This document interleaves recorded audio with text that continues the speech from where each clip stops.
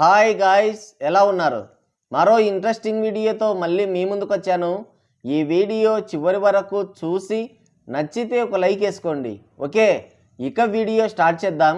ఈ Oscar performance ఏదో సినిమాల్లో చేయొచ్చు కదా, పాపిట నెడిసిన తర్వాత పతివ్రత కబుర్లు చెప్తే ఫలితం ఉండదు అని అంటున్నారు మన ట్రేడ్ పండితులు.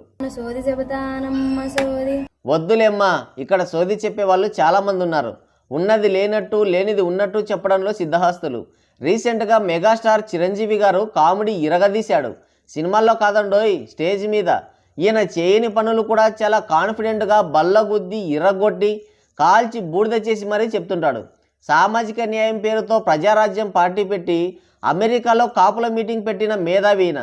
మంచి మైకులో చెప్పు, చెడు చెవిలో చెప్పండి అని, హ్యూమన్ రైట్స్, హ్యూమన్ వాల్యూస్ అని అబ్బో చాలా చెప్తాడు. కానీ సినిమాకి రివ్యూలు చెప్తే మాత్రం బెదిరిస్తాడు. అన్న రూల్స్ పెడతారు, ఆయన ఫాలో అవ్వరు, కానీ మనం ఫాలో అవ్వాలి. రీసెంట్ గా ఒక అద్భుత కళాఖండం తీశాడు. సంక్రాంతి సీజన్లో ఫ్యామిలీ ఆడియన్స్ వెర్రితనంతో వెంకీమామ ఫ్యామిలీ ఇమేజ్తో దాటుకుంది అది. డాడీ, మృగరాజు, తులసి, విశ్వాసం, సంక్రాంతికి వస్తున్నాం, ఈ సినిమాలన్నింటినీ మిక్సీలో వేసి రుబ్బి మన మొహాన కొట్టి ఏదో శంకరాభరణం, సాగర సంగమం తీసినట్టు కలరింగ్ ఇస్తున్నాడు. ఆ సినిమా హిట్ అయినందుకు రీసెంట్గా సంతాప సభ కూడా పెట్టుకున్నారు. మైకు దొరకగానే వన్ మ్యాన్ షో చేశాడు. ఆ దరిద్రం నేను ఒక్కడనే చూడాలనా? మీరు కూడా చూడండి. అలా ఇందాక నేను చెప్పినవి కూడాను అన్ని సక్సెస్ఫుల్ సినిమాలే. మిగతా సినిమాలకు వచ్చిందంటే ఏదో వర్రీగా, ఏదో డౌట్గా, ఏదోలా ఉంటుంది. కాబట్టి నేను తప్పు పట్టను, తప్పు నా మీదే వేసుకుంటాను, కానీ ఒకళ్ళ మీద నెట్టను నేను. అది కానే. ఇది పర్ఫార్మెన్స్ అంటే. సినిమా హిట్ అయితే ఒకటి చెప్తాడు, సినిమా ఫ్లాప్ అయిందంటే ఇంకోటి చెప్తాడు. ఇది ఆస్కార్ రేంజ్ పర్ఫార్మెన్సే కానీ దీనికి ఆస్కార్ రాదు. కానీ ఏదో ఒకటి ఇచ్చేయండి రా బాబు. రాగి చెంబు, ఇత్తడి బిందె, చాట, ఫినాయిల్ డబ్బా, గిన్నెలు, డజన్ సబ్బులు, కొండ చీపురు, బాత్రూమ్ బ్రష్లు అన్నీ ఇచ్చేయండి. పని లేని పాట, మొగులేని ఆట అన్నట్టు ఉంది. ఆయన చెప్పిన సినిమాలన్నీ సక్సెస్ఫుల్ సినిమాలేనంట. ఏ సినిమా అన్న ఫ్లాప్ అయిందంటే ఏదో వర్రీగా, ఏదో డౌట్గా ఉంటుందంట. ఆ తప్పుని ఎవరి మీద నెట్టడంట, అంతా తన మీదే వేసుకుంటాడంట. వచ్చాడమ్మా ఉచిత శేఖరుడు. గతంలో ఆచార్య సినిమా నాకిపోయినప్పుడు ఏదో అన్నట్టున్నాడు. Now, even recently, if you talk about Acharya, I think it didn't affect me at all. No. Because no, not at all. Because it is a director's choice, and we did whatever he says. British వాళ్ళకు కూడా అర్థం కాదు ఈ English. Power Bob ఏంట్రా ఒకదానికి పొంతన లేకుండా మాట్లాడుతుంటాడు అనుకున్నా. ఇప్పుడు అర్థమైంది, అది మన జీన్స్లోనే ఉందని. సక్సెస్ అయితే క్రెడిట్ ఎత్తేస్తున్నాడు, ఫ్లాప్ అయితే డైరెక్టర్ చాయిస్ అంట. అంటే కథ మోహన్ బాబుకి చెప్పి సినిమా ఈయనతో తీశారా కొరటాల? వేరే లాంగ్వేజ్లో హిట్ అయిన సినిమాలన్నీ రీమేక్ చేస్తాడు. కానీ ఆ సినిమాలో చిరంజీవి యాక్ట్ చేస్తే అది ఫ్లాప్ అవుతుంది. ఆ తప్పుని డైరెక్టర్ మీద తోసేస్తాడు. అక్కడ హిట్ అయిన సినిమా ఇక్కడ నాగిపోయిందంటే 100% ఆ హీరోదే తప్పు. ఎందుకంటే డైరెక్టర్ అనేవాడు ఒరిజినల్ సినిమాని 95% వరకు యాజ్ ఇట్ ఈస్గా తీస్తాడు.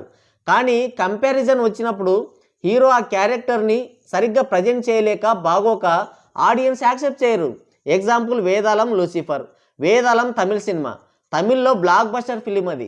హీరో అజిత్ యాక్టింగ్కి ఆకాశమే హద్దు అన్నట్టుంటుంది. ఇక్కడ బోలా శంకర్లో చిరంజీవి యాక్టింగ్ గురించి మనం ప్రత్యేకంగా చెప్పాల్సిన పని లేదు. యాక్టింగ్ మొత్తం తేడా కొట్టింది. పైగా జబర్దస్త్ కామెడీ అని, ఖుషి నడుముసిన్లని వరస్ట్ అంటే వరస్ట్గా చేసి పెట్టారు. లూసిఫర్ సినిమాలో మోహన్ లాల్ యాక్టింగ్ సూపర్గా, సెటిల్డ్గా, న్యాచురల్గా ఉంటుంది. కానీ ఆ క్యారెక్టర్ చిరంజీవికి సెట్ కాలేదు. Worst acting. సక్సెస్ని డబ్బా కొట్టుకునే ఈయన ఫెయిల్యూర్ని మాత్రం ఇంకెవరి మీద వేసేస్తాడు. ఆచార్య సినిమా స్టోరీని శరణమన్నయ్య కోసం చేంజ్ చేశావని రిలీజ్కి ముందు శరణమన్నయ్యే చెప్పాడు ఇంటర్వ్యూలో. సినిమా ఫ్లాప్ అవ్వగానే కొరటాలని తమరు ఎంతలా టార్గెట్ చేశారో ప్రపంచమంతా గుడ్లప్పగించి మరీ చూసింది. కానీ సినిమా ఫ్లాప్ అయితే తప్పంతా తన మీద వేసుకుంటానని ఎంత నిస్సిగ్గుగా చెప్పేస్తున్నాడో చూడండి.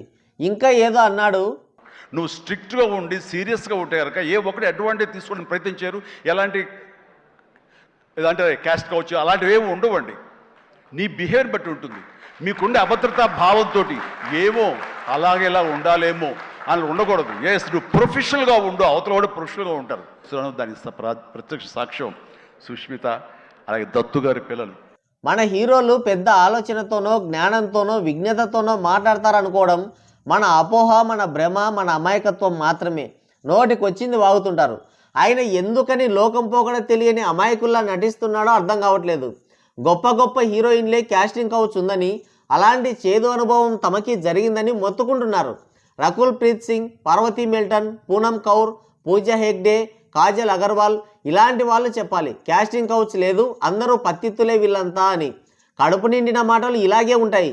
మీ ఫ్యామిలీ గురించి కాదు, ఓల్ ఇండస్ట్రీ గురించి చెప్పాలి.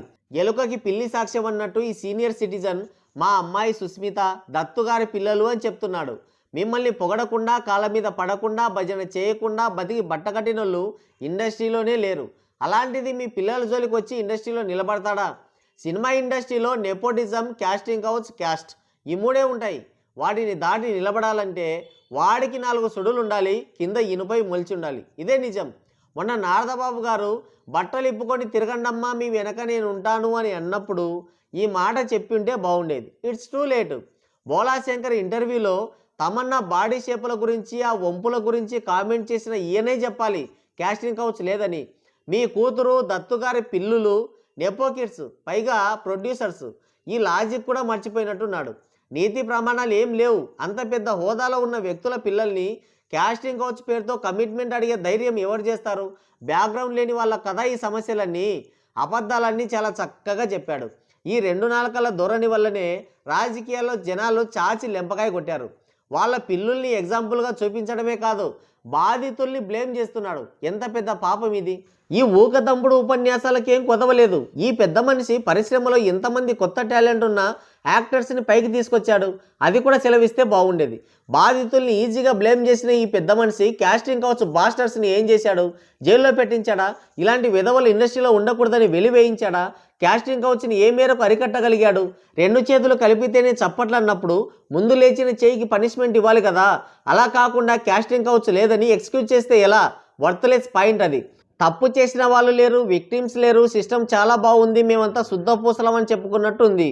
పూనమ్ కౌర్, మంచులక్ష్మి, వరలక్ష్మి, శరత్ కుమార్ వీళ్ళని ముందు కూర్చోబెట్టుకొని అప్పుడు చెప్పు ఈ సిద్ధపూస కబూర్లన్నీ అని అంటున్నారు మన ట్రేడ్ పండితులు.